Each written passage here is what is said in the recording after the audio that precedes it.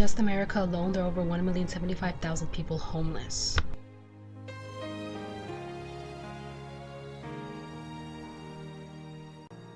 This needs to end. The homeless population is big and it's gonna keep growing. 40% of the youth homeless population is lesbian, gay, bisexual, or transgendered. Not to mention 1 of every 45 children is homeless. As well, over 57,000 veterans.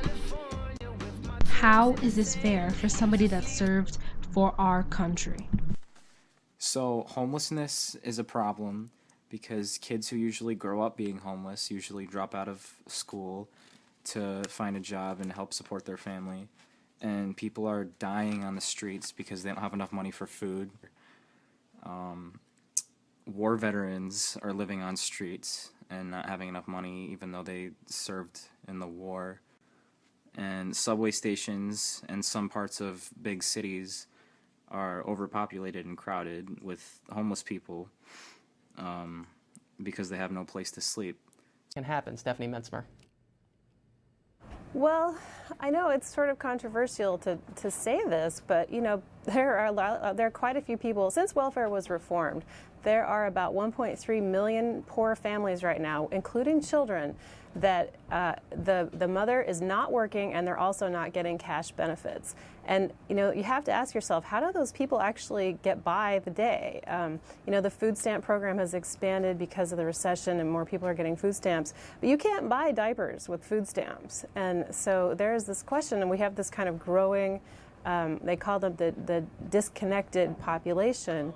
And we think that because we know that child poverty has very lasting impacts, I mean, it affects the way kids perform in school, and there's science now showing that children's brains can be, you know, affected for a lifetime from the stress of poverty, that at some point we're going to have to figure out a way to help these families. You know, I know that people want to say, oh, their mothers should be working, but a lot of these, what we know about these families is that many of the women are disabled and not getting any disability payments. They're just people who are, you know, they're really at the bottom of the income level. And for their children to have a shot in life, we're going to have to actually give them some cash. And, you know, I'm not sure exactly how you would craft a program like that, but basically the old welfare system kind of worked that way. And it wasn't a lot of money, but it was enough to raise people above 50% of the poverty level in general sense. But today, the TANF benefits are so small that in many states, they don't even lift a poor family above 10% of the federal poverty level, which is like $5,000 a year for a family of. So what do we do about this? Let's ask someone what they think about this. Okay, what does it feel like not having money to buy the things you need? It's very difficult and frustrating. All right. Would you say money is a main component of your troubles? At times, yes. If you don't make enough to pay the bills and for the things that you need, it can be very, very difficult. What do you suppose should be done about the amount of homelessness in America?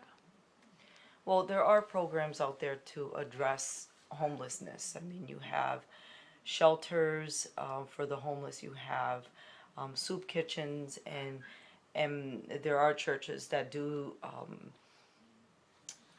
contribute. But I think as a society, all of us have to put our part.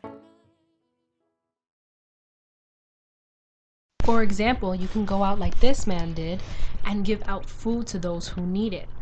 Even give them some money if you're sure that you would love to help them.